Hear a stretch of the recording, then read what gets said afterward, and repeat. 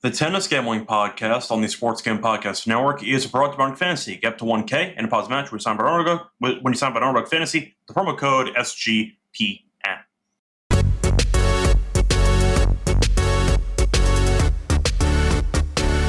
And welcome, everybody, to the Tennis Gambling Podcast here on the Sports Gambling Podcast Network. It is currently early Tuesday morning, July 29th, around 1:30 a.m. Eastern Time. I'm Rosso Escara Show once again going solo for this pod. Time to get into the outrights and the preview of Toronto. Yes, I am aware the event started already, but it's not my fault. Unfortunately, there were so many matches in qualifying that got delayed because of rain that the outright odds were really never posted at a reasonable time frame for me to record an episode. So we had to skip the first couple days, but of course the main players have not played yet. They all have buys in the first round. So we're going to break down the outrights for the event. Now, we finally have odds, thank God. However, we have no quarter odds, so apologies there. We only have the outrights to win the event, so we're going to deal with what we have, but that's still better than nothing. So point is, should be a bit of a shorter episode than most 1,000 events, because normally we have quarter odds. Not in this case, because a lot of quarters already started, so apologies there. But you know what? At least we have odds. Good enough for me. Anyway, a point is moving on to the actual recap of the last episode, which was the final in DC. Before we get into that, though, a reminder, you can support the show by liking and subscribing on YouTube. And a reminder, the podcast is also available on Spotify and Apple. So you can support the show either on YouTube or you can do it on audio formats only, Spotify and Apple. So don't forget to check out both platforms. Don't forget to like, subscribe on YouTube, and don't forget to leave a rating and a review on Spotify and Apple to help the show grow. Plus, a reminder, check out the actual merch store on the SGPN website. We have a lot of great merch for tennis. We have sweatshirts, we have t-shirts, we have mugs. High quality, very affordable, and different colors as well. Plus, a reminder, check out the football previews from the network because the Sports Game Podcast is back with the 32 NFL team previews. They're also bringing back the phrase that pays. Each episode has a key word of a 32-word phrase. Enter the entire phrase for a chance to win a $1,000 circa future. Anyway, starting off with the recap of what happened in DC and the final between de Minaur and Fokina. We got everything right. It felt great. We called it to a T. We thought it'd be a war. We thought Fokina would choke. We thought de Minaur would win. For the lock, a nice win with the team total over 12.5 for de Minaur at -120, as he eventually won the match outright in 3 sets. Flew over, though, as the first set was a close loss for him. Dominated the second set, and at that point, we were kind of coasting. Nice win there for the lock. For the dog, same game parlay. We had the over 19.5 games in the match. Parlayed with de Minaur money line at +100. And of course, most importantly, we had the outright with de Minaur to win DC at around 8-1. So overall, a perfect outcome for us. A marathon win for de Minaur. We won the lock, won the dog, and most importantly, we won the outright. Great outright episode for us, as we won de Minaur in Washington, and we also won Bublik in Kitzbühel at around 3-1. So a great episode, a great week for us. We'll try to keep rolling here in Toronto. Now, I got to dive into the match in itself because it was a very predictable choke job by Davidovich Fokina, which we know has been his legacy up to this point. I've said many times on this show, I think he's the best player of all time to never win an ATP title. And I also think he's the biggest choker in the history of the sport. So to get into the actual breakdown of the match in itself, Fokina had a classic good start. Then he basically punted the entire second set when de Minaur raised his level, fell behind a break early, and you eventually saw him really find a way back into rhythm, because you figured de Minaur was going to raise his level, and he did. Fokina rolled over and said, you know what, I'll save my energy for the third set. And he jumped him. Simply put, Fokina was up by a lot. He was up 4-1 in the third set. And you felt like maybe Fokina would finally get over the finish line. Instead, you got just absolute chaos for about 45 minutes. So for the match in itself, he was up 4-1. He was up 5-2. Now he's serving for the match at 5-3. We've been here before. It was 5-3, 30 love. He's 2 points away from winning on his own serve. And he chokes. He loses 4 points in a row. Okay, we're back on serve. You see de Minaur struggling with his serve. You see Fokina get 3 match points while returning, including one epic rally that featured a stab, I'd say, play by de Minaur on the baseline, a stab lob, so to speak, which landed on the actual line, and then he won the point. So Fokina had 3 match points. He served for the match. He choked again, and then he lost in the tiebreak. What an absolute heartbreaker. I would argue that the loss in Delray was worse because Kekmanovic is conceptually a much worse opponent than de Minaur. But damn, man, he chokes every big match. It was insane watching it live. It was just full of drama. It was full of chaos. And de Minaur ended up getting the job done in 3. I can't believe that, once again, we cashed everything. I figured that de Minaur, if it was going to get close, would find a way to win. But finding ways to blow another 3 match points and to blow a 30-love lead while serving for your first title. And you did the same thing in Delray, and you ended up losing in the final in Makic. There were no match points involved there. You lost in straight sets, but still. Fokina is just cursed at this point. I don't really know what else to tell you. De Minaur did what he needed to do. He got the job done. He did just enough to survive, barely. But damn, Fokina's matches end in heartbreaking fashion. And I think that it's not hyperbole. I think he's the biggest choker in the history of tennis.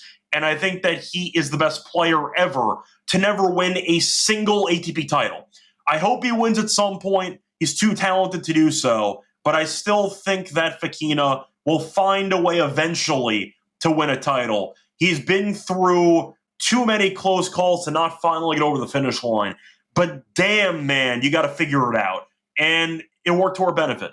So once again, sorry to hear about anybody that had Fokina to get the job done. Heartbreaking loss there. We saw de Minaur consoling Fokina on the chair after, and Fokina was basically just head in towel for about 10 minutes. I'm not surprised, but it worked out to our benefit. So once again, we won everything. We won the lock, won the dog, and we also won the outright, most importantly, at 8-1. Now to get into Toronto. Spoiler, it's going to be a bit more underwhelming than most years because we have no serious stars in the event. I know you have Zverev, you have Fritz, etc., but you have no Alcaraz, you have no Sinner, you have no Djokovic, and even Draper is not here. So you're missing basically the top 4 for the event. So we'll see who wins this pretty weak 1,000 field. Yes, you still have a couple of top 10 guys, but you're missing none of the big 3 right now, and you have no Draper as well. It's a significantly weaker field than normal, so we'll see how that impacts the outrights for the event. Anyway, for the outrights, for the actual event, the recent winners over the years, we had a Cinderella run by Papirin last year against Rublev. You might remember he ended up coming back against Dimitrov. I believe he fought off a couple of match points that eventually did carry that second life to a title. You saw Sinner beat de Minaur in the final the year prior. Carreño Busta, who actually won today, good for him, ended up beating Hurkacz in the final a couple years ago, and Medvedev did beat Opelka in the final a few years ago as well. A reminder for the actual event, this is the event, the one event of the year where the men and women alternate locations. Last year, the men were in Montreal. Now they're in Toronto. Now the women are in Montreal, and they just alternate every year. So even though Papirin did win last year, that was technically in a different city. That was in Montreal, but it was the same event. Now, the courts are basically playing the exact same speed every year in those 2 events, so it shouldn't matter too much. But for clarification, the last winner in Toronto was technically Sinner, to be clear. Now, for the actual quarters, I do see it being mentioned right now by Wipeout in the comments section that Bet365 did post quarter odds. However, I didn't actually look through them. Because I didn't see them being posted. So I guess they were uploaded a couple minutes ago. But I'll go through them when I get into the outrights, and I'll mention who I think has value in each quarter. No official quarter plays unless I state otherwise, but I do want to point out that it was news to me right after I hit the live button that there are quarter odds available. So we're going to get into the quarters, and we'll get into the outrights in a second. Before we get into the actual breakdown of those outright markets, a reminder they're brought to you by our sponsor, which is MyBookie.ag. It's available in a ton of locations. You can bet on baseball, WNBA, golf, tennis, and of course, football futures. They accept customers in a ton of locations. As I mentioned before, use crypto when you deposit and get fast payouts with crypto. And a reminder to sign up for your new account, use code SGPN to get a special 100% on match up to 1K. Terms and conditions to MyBookie.ag, promo code SGPN. We're also brought to you by Rhythm. because they have power trends, which are the best for what the house model has to offer. They're available for baseball and for WNBA. They've been really good all season. And a reminder for the actual win rates for baseball, 63%. For the power trends on baseball, WNBA is 35-20 since launch. Download the app, check out Power Trends, start running smarter. And a reminder, there's a free trial if you want to access the app for a week. Use the link sportscampodcast.com to get your 7-day free trial. We're also brought to you by Circa Million because Circa, of course, is still doing their contests. We have a lot of great contests going on for Circa Million, Circa Survivor, and of course you have the Circa Grandissimo with over 21 million in guaranteed prizes. You can call yourself a true DGen if you're not competing in the Circa football contest. A reminder, be coming out as SGPN at the Circa contest weekend, August 21st, 23rd. An amazing weekend, including live shows and open bars. Plus, you get 15% off your stay at Circa with code SGP15. Contest open to everyone. Sign up in Nevada, play from anywhere with the help of SGPN's official proxy at footballcontest.com. Use the code SGP, $50 off your proxy fees. Welcome back, everyone, to the Tennis Scam Podcast. Finish recapping the final in DC. Time to move on into the preview of Toronto. Now, once again, we now have quarter odds available. I'll read off the regular quarter odds first. So for the quarters, the first quarter, you have Zverev as the favorite at plus 162. You have Medvedev at 3-1. You have Rune at 7-1, who hopefully actually shows up this time. He was supposed to play last week. He was at the event and he dropped out. So we'll see what happens. He's been training with Agassi and company. We'll see if the new coaching changes are going to have any improvements for his actual game. Greek Sports at 10-1. You have the defending champion Papiron at 11-1. You have Sarundalo at 11-1, Pericard 14-1, Arnaldi 16-1. You have Kikmanovic at 18-1, Munar 22-1. To be honest, nobody else has a chance. Shout out to Schoolcat, though. A nice win against Fonseca in the first round. And Walton looked okay, but he has a matchup against Zverev. He's at 100-1 if you want to win the actual quarter. Now, Zverev should be the favorite in the quarter because, of course, he's a top 5 guy, top 10 guy, etc. But the point is, this tournament, when you're missing Alcaraz, Sinner, and Djokovic, it's a bunch of head cases. So you might see another chaos dream run by a long shot in this event, like we saw last year. But the point is, I'm looking at the actual quarter, and Zverev should be favored. Do I trust him? No, because he can't beat Medvedev. And when Medvedev's the second favorite and he's owned the head-to-head, I don't trust Zverev. The problem is, do I trust Medvedev? Hell no. Especially after the loss to Moutet, I don't trust him at all at 3-1. Rune's the wild card because at 7-1, maybe he's able to look sharp.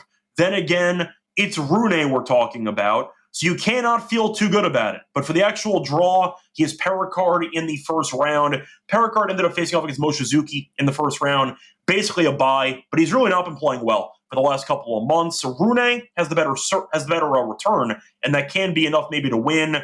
But when you have not played a match in a while, and now you have to face off against the best server in the entire world right now, I do think you're looking at a pretty tough return spot for Rune. He might win anyway, but I can see him losing in this matchup. So I'm going to pass on Rune. I thought about it just to avoid taking Zverev and taking, once again, Medvedev, but I don't really trust either guy. I think I'll go for a long shot and I'll call it a day, but I really am not going to have much action for the outrights for the quarters, for the first quarter especially, because I don't trust any of these damn guys. Greek Sport I thought about because he's had a couple of competitive run-ins with Zverev this year. However, do I like his actual draw? Not really. He has Echeverry, then Sarundalo. Not bad, but you have Zverev in the third round, which can get a bit tricky, or the fourth round, I should say. So Greek Sport maybe, if you think he can get by Zverev, but I'm not exactly feeling great about it. And the fact is, he's not played on hard court much lately. Most of these guys have not. So I think that you're looking at Greek Sport 10-1 and maybe being intriguing. I'll pass, though. Do I think that Papiron has anything in the tank for this actual quarter? Now, he has a complete unknown Canadian in his first matchup, which he should win. Medvedev in the second round, which I think he'll lose, but he can beat Medvedev, so I'm not going to write that off. And then you have Rune, who he could beat in the third. Maybe go for a spin for it. I do think that there's some value on Greek Sport, though. When you're looking at the Munar and Sarundalo matchup there, then the winner would face off against them in the next round. I'll take a spin for it. I think that if you want to make an argument only going long shots here, I don't hate it. But Medvedev I can't trust, and Zverev I can't trust either. So I guess I'm going with Greek Sport at 10-1. and I'll throw in Papyron at 11-1. I'm not going to throw anybody else in there. Pericard, his matchup's too tough against Rune, so I'll cancel both those guys out. But for the sake of the first quarter, once again, not really going to be slamming these, but I do think for value, Greek Sport 10-1, and I'll throw in Papyron at 11-1 as my two thoughts there for the first quarter. Moving on to the second quarter, we have Kashanov as the favorite at plus 450. So this is definitely an extremely chaotic quarter here. Kashanov's at 450, Shapo's at 5-1, Musetti's at 5-1, Rude's at 6-1. You have Mickelson at 650, you have Humbert at 750, Makic 9-1, who has not played since Wimbledon. You have Borges at 10-1, Opelka 16-1, who beat Offner in straight sets in the first round. Safulin at 22-1, Nava 33-1. You kind of get the point, but there is a mention for Tien, who's at 25-1. Now, for the initial quarter odds here, I do want to point out that I actually do like Kashanov's draw quite a bit. So Kashanov for his draw has Fikovic in the first round, or first matchup. Then he has Humbert or Nava. Nava's been decent, had a nice win against Bergs in the first round. You could argue that Kashanov would be favored in that one. I do think that you could argue that there's value on both Kashanov and Humbert because it is a very open quarter. And I do think both guys on a hard court should be dangerous in this event. Now, I'm going to skip Rude. Simply put, he's not played enough. He's not been healthy. I'll pass on him there. I'm not saying he's going to lose to Safulin, but I do think that Rude is more vulnerable because I don't really know what his current state is physically for the contest. So I'm going to skip Rude. I'm not interested in general. I think his draw is okay with Magnus or Borges into the next round, but I think Safulin can maybe beat Rude. We'll see what happens. But I think there's some value on Kashanov. I think that it makes sense he's favored. Fikovic is a pretty good draw for him. Nava's been playing okay hardcourt tennis lately. I think Humbert should beat him, but he's not played in a while, so we'll see if Russ plays a factor. Then give me Kashanov at 450. I think he'll raise his level in the 1,000 event, and I think that he has a pretty decent draw. Now, for the other people that you can consider for this quarter, I know Shapo is going to be a common choice because it's in Canada, tends to play well in Canada. I don't mind his draw. It's not as good as Kashanov's. He has Tien. He has more firepower than Tien, but Tien could frustrate him with his consistency. Then he has Opelka or Makic, who I think he should beat in the second, match that he has to play in the event. Opelka is still not a great rallier by any means, and we know Makic is good, but he's not played since Wimbledon. He's had durability issues too all year. So I think Shapo's draw is okay if he gets past Tien, but I do think the crowd support will help him. He's in the same immediate section as Musetti, who I've said many times before is not a great hardcore player. I see an open quarter, and the fact that Musetti is ranked as the main ranked guy in that quarter, and he's not even favored to win the actual section, tells you that Musetti is vulnerable, and I think that can open some pathways for Kashanov and for Shapo. I might go a bit bolder here, though. I'll go Kashanov at 450, I'll go Shapo at 5-1, and I'll throw in Humbert at 750. Because I do think whoever wins that Kashanov and Humbert match has a great path to the quarterfinals. So once again, give me those three guys as my option. Makic I thought about, but I don't trust him physically enough. I think that he gets injured too much. And for a 1,000 event, I need to get some confirmation that he will physically be able to survive playing this many matches. I do not feel confident enough in Makic. So I'll pass on him there. I'll go with those three guys as my choices for the second quarter. Look at the comment section, though. I see a couple of people stopping by. I see Innocent stopping by from South Africa. So shout out to you for stopping by. Hopefully you enjoy the content. I see Adrian stopping by from Arizona. I see Ibis enjoying the Demon win. A nice job by Demon Hour for us. I see Manzi stopping by. And I also see JP stopping by, who's new to the show. Welcome, JP. Hopefully you enjoy the content. Hopefully you are able to catch us for future episodes. Anyway, moving on to the third quarter for Toronto. This quarter is the De Minaur quarter. Does he have much left in the tank? We don't know. But De Minaur only dropped 2 sets in the event. We'll see how he recovers. He had a bye in the first round, so we'll see how he looks. But he's favored at plus 240. Shelton is at 250. Tiafoe's at 7-1. You have Felix at 8-1. Gaboli 10-1. Tsitsipas 11-1 with whoever his new coach is. I think it's his dad again. but it's not going to be Ivanisevic. So keep that in mind. Nakashima at 12-1. Nori at 16-1. You have a bunch of unknowns at the end. If you want to go for the veterans, you have Morozin at 28-1 as the last young guy. Manarino at 33-1. Nice win against Giron in straight sets. You have Vukic at plus 5,000. Quinn at 6,600. And you have Watanuki at around 8-1. Komasanya is 150-1. Whatever.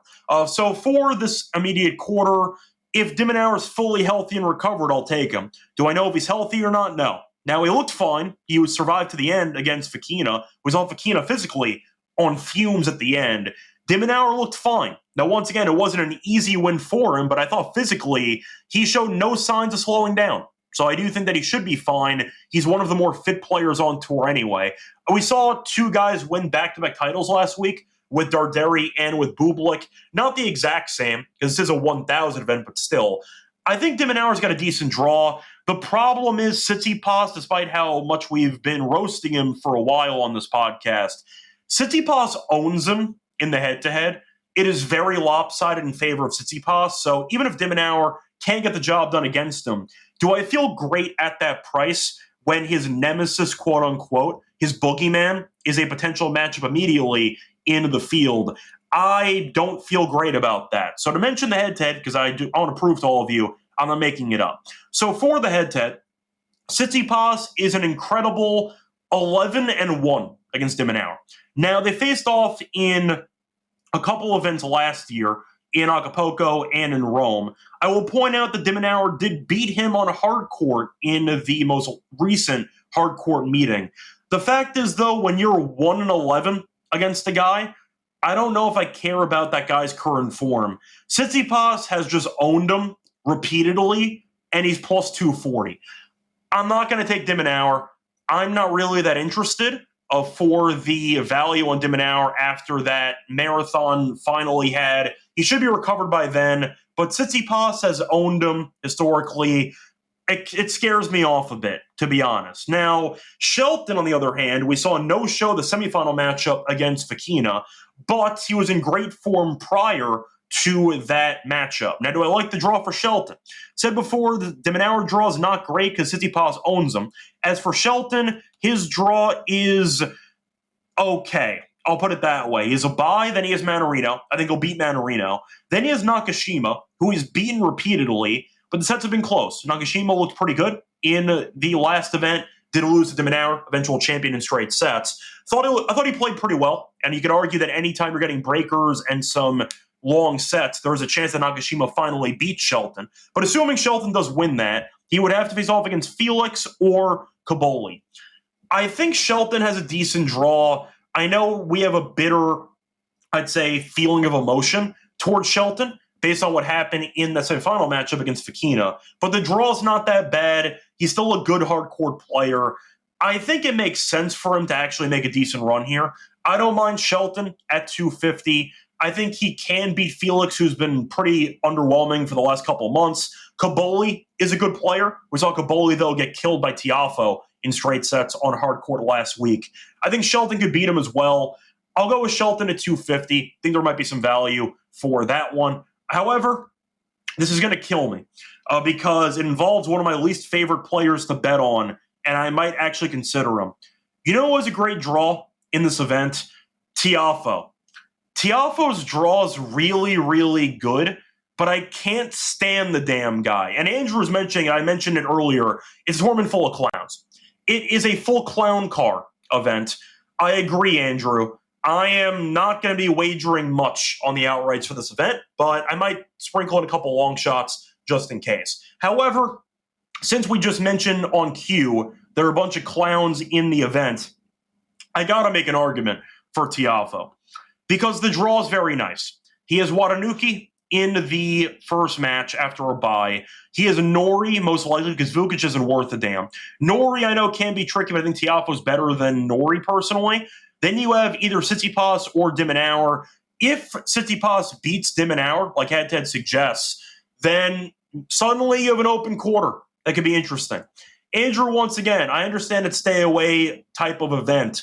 I'm not saying I'm going to be betting a ton on these guys, but if I'm making an argument for path alone, for actual draw, Tiafoe's draw is not bad.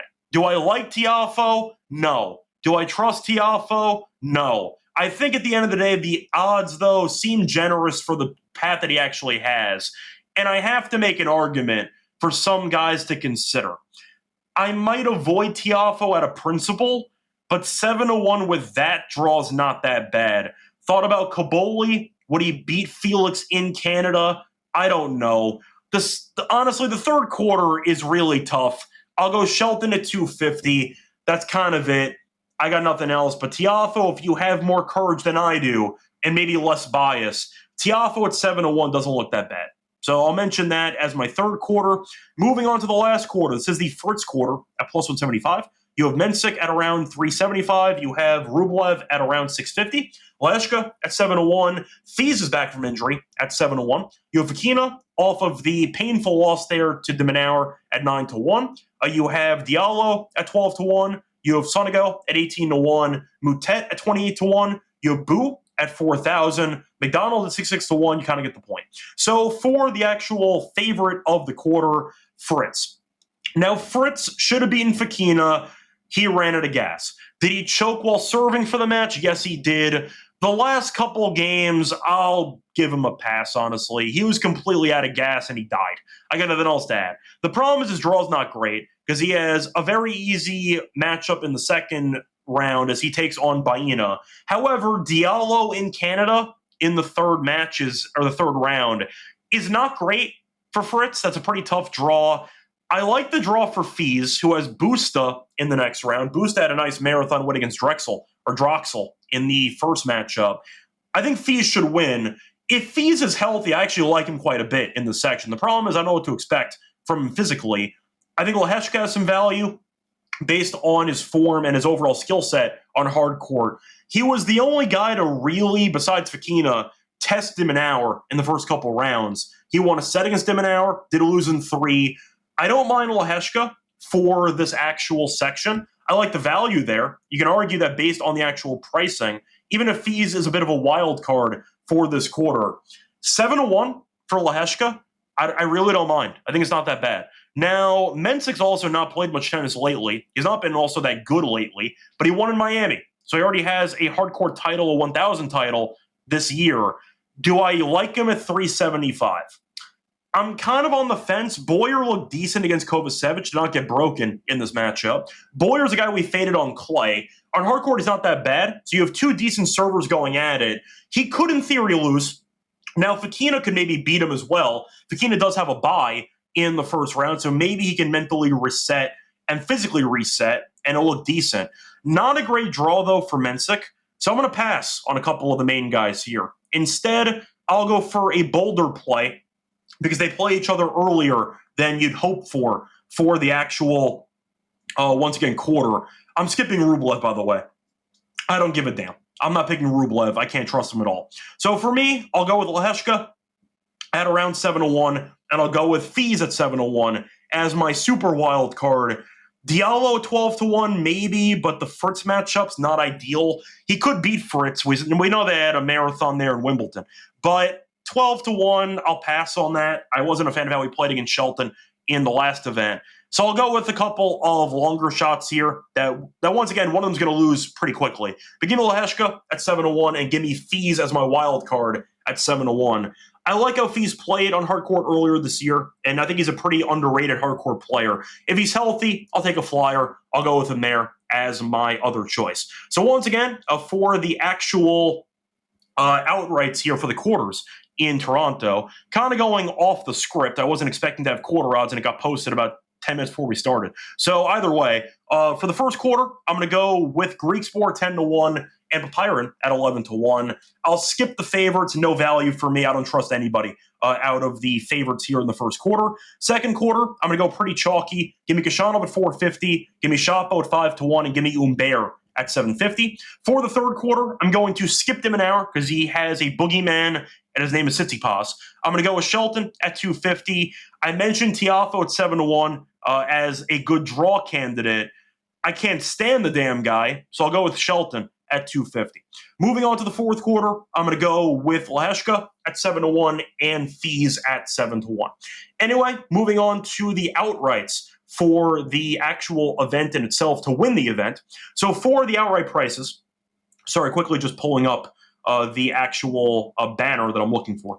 So for the outrights, I alluded to it before. I'm going to go a bit creative for this market. Now for the odds here, Zverev's the favorite at 5-1, Fritz 550, Shelton at 8-1. You have Dimenauer at 850. You have Medvedev at 10-1, Mensik at 16-1. You have Shapo at 22-1. You have Rune at 25-1, and Musetti 28-1. Gashanov 28-1. You have Leheshka at 28-1. Felix 28-1. Fees 28-1. Rublev 28-1. You have Tiafoe at 30-1. Ruud at 30-1. Tsitsipas 35-1. You kind of get the point. If you want to go for Fekina for the hell of it, 40-1. I see Humbert is at 40-1 as well. Greek Sports 40-1, you get the point. So for the favorites, am I taking anybody? No, I have no interest at all. Zverev, I can't trust. Fritz, I don't really want to trust with that draw with Diallo early on. Shelton, I think makes sense. Do I trust him enough? Not really. 8-1's okay. Like, I don't hate it. I think you can argue for a case with it. I don't think his draw is amazing. That's kind of what scares me off, though, for part of it for Shelton. So instead, I'm going to go with a bit of a bolder approach. I'm going long shots only for this event. As Andrew mentioned before, it's a tournament full of clowns. And you know what? I might take some spins with it, but I'm not going to go with chalk. I don't see enough value and trust with the players associated with the cheaper lines. So I'm going to skip most of the cheaper priced guys. Now, that's going to open up some chances for some longer shots. So I'm going to make an argument for a guy who nobody can trust, but I do like the fact that it's in Canada, and historically, he has been quite good in this event. Give me Shapo at 22-1. Do I like it? A little bit. Do I love it? No. But you know what? 22-1, I'll make an argument for it. So Shapo, his actual draw is not that bad. You're looking at him against Tien in the first round, Monkic or Opelka in the second round. He's in the immediate section, though, as Musetti, which does open up some chances. I think that quarter is very open. Gashanov, we said before, is the favorite in that quarter at 450. I'll make an argument for Gashanov at 22-1. Do I love it? Not really. But you know what?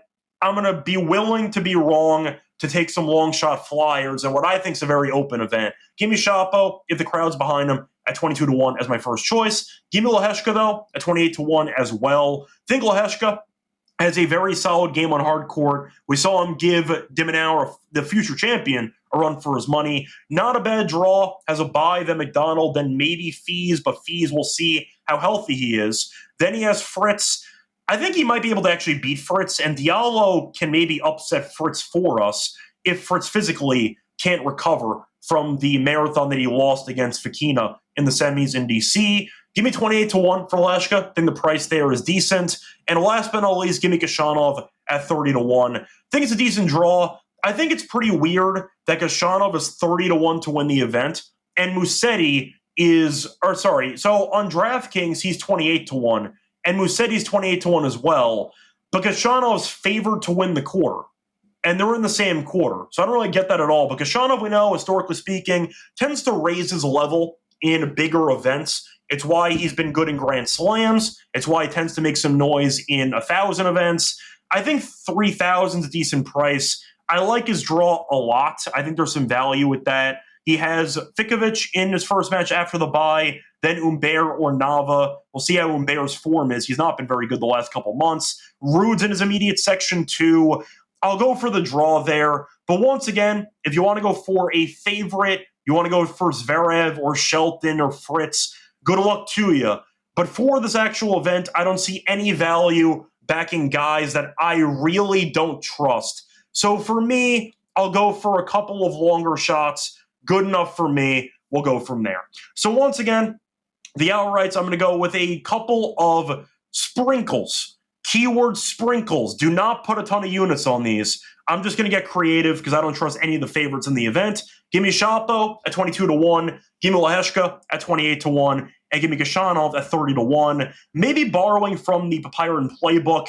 Give me guys with the long odds that have some firepower that can maybe play well on the fast-paced courts here in Toronto. Good enough for me. Give me those 3 guys as my outrights for the events. Gonna wrap it up though for the outrights. Time to move on into the lock and dog picks for the second round, I guess. Once again, apologies. But before we get into the actual lock and dog picks, a reminder, they're brought to you by our sponsor, which is OnlyFans, because you're doing BestMania, happening all summer long. You only 15 million prizes, including 2 million first place. You have no waiver wire. You have no arguments about trades. The best ball is the best way to play fantasy football. To be honest, I've never done a best ball lineup before, but I know that it's very big at SGPN. Kramer does that 24-hour stream with drafts. It's a very popular, I'd say increasingly popular fantasy option if you want to go for that. And once again, 15 million in prizes, which is definitely fun to consider. 2 million first place. Think about that. You win 1 fantasy competition and you can retire. That's pretty fun. Anyway, though, a reminder, you can also use Unrug for your pick'em entries. They have tennis on those too if you want to include those. You win up to 500 times your entry. But a reminder, when you sign up for your entry and for your account, use the code SGPN to get a special 100% match up to 1K. And you can also check out the special pick. First time deposit offer. Once again, 100% offer up to 1K in bonus credits. Unrug Fantasy promo code SGPN. Welcome back, everyone, to the Tennis Game Podcast. Finished going through the outrights for Toronto. Time to move on into the lock and dog picks. For the lock, I'm going to go to the matchup between Boyer and Mensik. And for this one, give me the Mensik team total over 12.5 at -110. Team totals were good to us. We won the lock on the last episode with Demonair team total. I'll go to the Mensik one at -110. This was on Bet365. I find this line very cheap. Mensik tends to go over anyway. He's a very good server, and he's really not a great returner. The courts are playing somewhat fast on, once again, the Toronto courts, and I think you're looking at a pretty good opportunity for at least one long set between him and Boyer. Mensik, though, has gone over this team total in 7 of his last 8 hardcore matches. He won a title in Miami, a 1,000, because he was so good in tie breaks. So the point is he's still going to long sets. There's also been a 7-5 or 7-6 set in 6 of Mensik's last 8 hardcore matches. Once again, a bit of a long set magnet. We only need one of those for this to cash. Plus, Boyer has been involved in a couple of long sets, too. There's been a 7-5 or a 7-6 set in 6 of Boyer's last 7 matches. He was not broken in the entire match against Kovacevic. So the point is he serves well for what we saw on the courts here. I think Mensik will serve well, too. Give me a bit of a longer match, or at least one long set. Good enough for me. Give me Mensik team total over 12.5 is my lock at -110. For the dog, going to stick with the fast courts theme here. Give me the Opelka and Makic match. Give me the first set over 10.5 games at +125. So the first set total over has cashed in 7 of Opelka's last 9 matches. Of course, he went to a breaker against Offner in the first round of this event, but the first set total's also gone over in 4 of Makic's last 6 matches. Now, he has not played since Wimbledon, so maybe rust will play a factor, which could be a problem. But the head-to-head's also supporting the play because 4 of these 7 career sets between them have ended in a tiebreak. So you've seen a bunch of long sets. You're looking at, once again, Opelka being a tiebreak magnet, and you're also looking at Makic, who's a good server, too. I don't see many breaks happening. I think you're looking at both sets for Opelka against Makic, potentially being marathon sets. We saw him against Offner. That ended up resulting in a 7-6, 7-5, faced off in the Aussie Open this year. That also had a couple of tie breaks in it. The point is, I think this price is generous. 7-5 or 7-6 doesn't matter. +125 is a very good price, in my opinion, for 2 good servers. I know Makic hasn't played in a while, but he's still a good server, and we know Opelka is an atrocious returner. Give me a bunch of holds here. Give me the first set over 10.5 as my dog for the show. So once again, the plays, the lock's going to be on Mensik team total over 12.5 games -110. For the dog, give me the Opelka Makic first set over 10.5 games at +125. It's going to wrap it up for the show. A reminder back once again later on in the event. Not exactly sure when, because events are going to be finishing throughout the day. We'll go from there. I'm going to aim for the round of 16, but no promises. We'll go from there. Anyway, until next time, good luck to all of you and all of your bets. Bye, everyone.